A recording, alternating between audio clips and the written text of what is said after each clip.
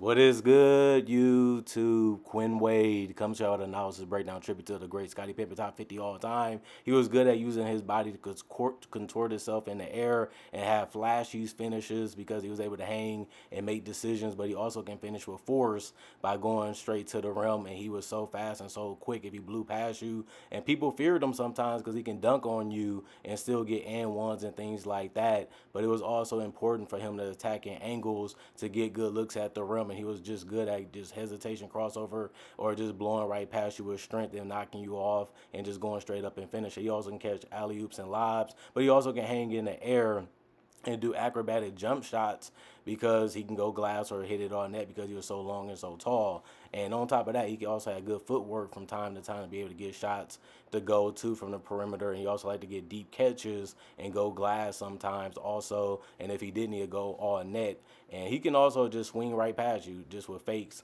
and things that way. And then it's just about knocking it down. And he was able to do that at a high level, especially when he was younger. And that was something that he knew he had to improve on. But he can also come off screens, and if you sag off, he's able to make that shot from the perimeter also. But like I said, he would cut and get fouls, and he would get to the free throw line a lot of times. He wasn't the greatest free throw shooter, about 70% in that range throughout his entire career. But at least you knew that if he was getting down to the paint, he was trying to go there to score if he wasn't passing. And you had to double team him sometimes because he can just be a mismatch because of his length and his size and his explosiveness near the rim. And that allowed him to go for contact to be able to get to the free throw line in general. And he didn't hesitate, and he'll try to go straight up and try to get the shot to go. And that will also lead to free throw attempts too. And we'll just see if he can make them because he wasn't the greatest. And he also wasn't the greatest three-point shooter, shot about 32% from three, but he was able to knock them down when it mattered sometimes too in big moments. But that was just something that he worked on, and he was able to shoot above 32 some seasons. And a lot of his shots were spot ups and wide open shots, so they was high percentage. And I don't really blame him for taking them because of that reason. But he also can make difficult ones from time to time, depending on the shot clock. He wasn't hesitant on doing that either, and he had the green light to do it too. He also got steals. We already know that he was one of the best defenders of his era, and he was doing it for over a decade. And he can also still lead to buckets for himself or his teammates. And I like this seeing that because defense is something that you either you want to do it or you don't. And he was one of those guys that had effort, but he also was a good offensive rebounder for his career, averaging 1.8 offensive rebounds per game. He'll box you out, he'll beat you to the spot, and he'll just punish you for not closing out or boxing him out. Not only that, he was just a good guy at just being at the right spots. He always was active. He was always looking for the ball, and he would always get it, whether it was getting the ball from his teammates, getting an offensive rebound, or just finding a way to be in the right spot at the right time by chasing the ball, and that was just good to extend possessions. Not only that, he also was really good at understanding that he needed to be a good complementary player, and that was just assistant. And he was able to get about 5 assists per game for his career, and that's really high for a guy that's a small forward. But he was really good at reading the floor and understanding where he needed to be at, and how he was able to find his teammates was just give the ball up early and let them work their magic. And he didn't mind getting out the way to allow his teammates to do that. And he also was able to find them from all over the floor, and it led to driving angles too, and that helped him score efficiently. And he was also a flashy passer from time to time, but his teammates got good looks, and it was always accurate, especially even in transition. And he also was able to make teams pay for their sloppiness, and you knew if he was getting out there, it was basically an automatic bucket because he was just that fast and that quick in transition. And then it was just about blocking shots, and he was good at doing that, covering space, coming out of nowhere, covering for his teammates, and that made him a great support defender. One of the greatest players ever because of his two-way play and his ability to be unselfish and his ability to just be able to knock down shots basically wherever he wanted to on the floor. I know he wasn't the most efficient two-point shooter or the most efficient three-point shooting player, but you knew for sure he was going to get to that basket and finish at a high level just because he was just so long and so strong and so fast and so quick that once he beat you off that dribble, you might as well just foul him. And if you didn't foul him, it was a bucket, especially when he was younger. But I do look at Scottie Pippen as one of those guys that some people look as underrated, some people look at overrated. I think he's properly rated because he had a lot of individual success. He did show that he can help a team get to the playoffs without Michael Jordan. He also helped other teams like the Houston Rockets and the Portland Trail Blazers, and that was also needed, to show that he can be great without Michael. And I think he wanted to do that for himself, and he was able to do that and accomplish that. Unfortunately, he wasn't able to win the ring, but he didn't really have to do that. It was just about showing you that I am as great as I believe I am, and that's something that you have to do for your own career and your own self. And I think he was able to accomplish that before he retired. He did win 6 NBA championships. He did 2 3-peats from 91 to 93 and 1996 to 1998. He also was a 7-time NBA All-Star, started in 1990. Then he went from 1992 to 1997. Should have made more, but he started to get injuries and it started to slow him down. He was never really fully healthy for a while, and that hurted his ability to make the team. Plus, he didn't have another player to really play off of that can really balance him out as a player. Like I say, he was more of a support player on both ends of the court than a guy that can just take over a game himself consistently, especially after the injuries. And then he was an NBA All-Star MVP in 1994, showing you that, yeah, I might be known as a number two, but I can also show out when I need to. I'd have the skills and the fundamentals to be a great player, so anything can happen, even if I'm on a court with great players too.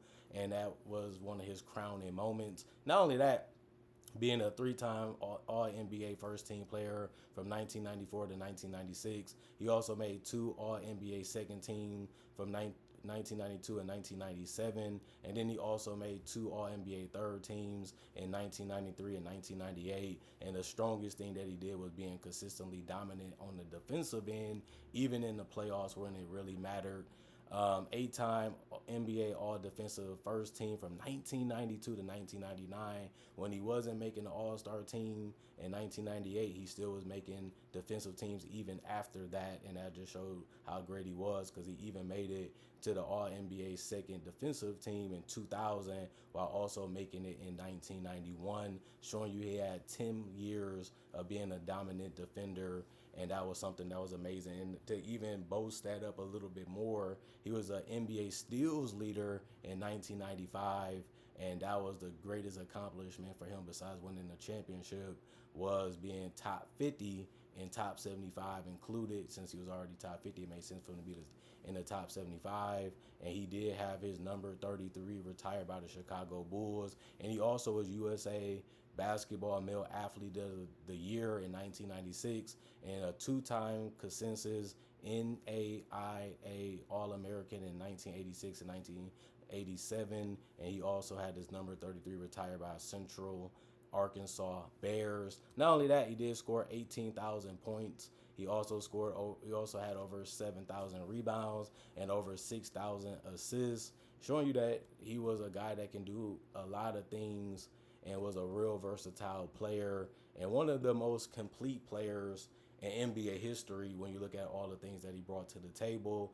And that's why Michael Jordan said it himself, I don't win 6 championships without Scottie Pippen, because he understood how valuable and how well, he was able to play as a two-way player. And you can't really, like I said, teach that. It's either you want to be a great player or you don't. It's either you want to be a great defender or you don't. You have to step up in those moments. You have to want those moments. You have to fight for those moments. And at least you knew Scottie Pippen was going to do all those things above. And I liked it seeing that. And I also wanted to say that Scottie Pippen did average 6.4 rebounds, and he had some seasons where he averaged 7 to 8, showing you that he was really dependent to do a lot for teams that wasn't even the Bulls. Because when you look at the Houston Rockets, they played him 40 minutes per game, and he was older at that time. But when he went to the Portland Trail Blazers, he still was playing 33 minutes for a couple seasons, and then he was at 32 and 29 even when he got older, people looked at the things that he can do to really help them win and extend their ceiling or extend their play.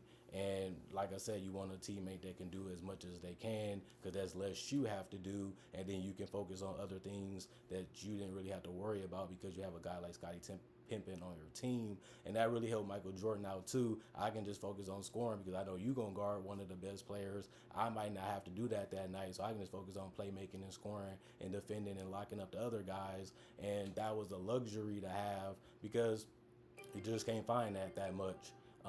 In the NBA still to this day, it is really tough to find two-way players, especially players like Scottie Pippen that showed you that he can get 20 points a game, which he did do in a couple seasons too, and it was actually above it sometimes also. So that was another strong thing that he was able to do was put the ball in the basket, and a lot of the times in those seasons he actually shot above 45%, which is good for high volume shooters and scorers.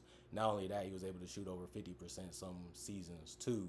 Other than that, I would look at him as one of the best to ever do it. Definitely one of the top 30, 35, 40 players of all time because of his versatility. And I just wanted to give him his flowers as a person that grew up loving the game of basketball. Scottie Pippen was one of the most fun and exciting players because you knew he was going to play hard, you knew he was going to try hard, and you knew he was going to do something crazy, whether it was a dunk, whether it was transition, whether it was defense, whether it was a block or a steal. You knew he was going to do that each and every night, and that's something that you have to respect and something that you have to love if you really enjoy the game of basketball. And that's something that I have to give him credit on because he did that so many times throughout his career.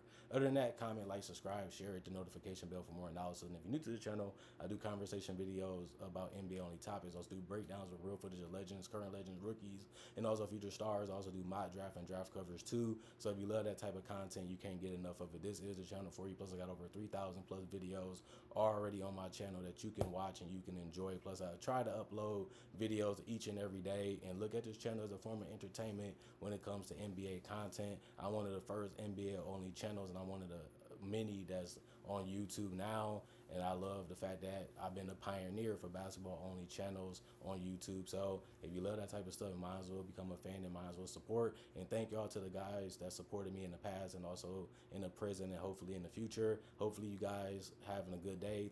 I thank y'all for appreciating my content for what it is and continuing to come back and enjoy it. And other than that, I'm going for now. Y'all stay blessed. Peace. And I'll see y'all hopefully later today or tomorrow.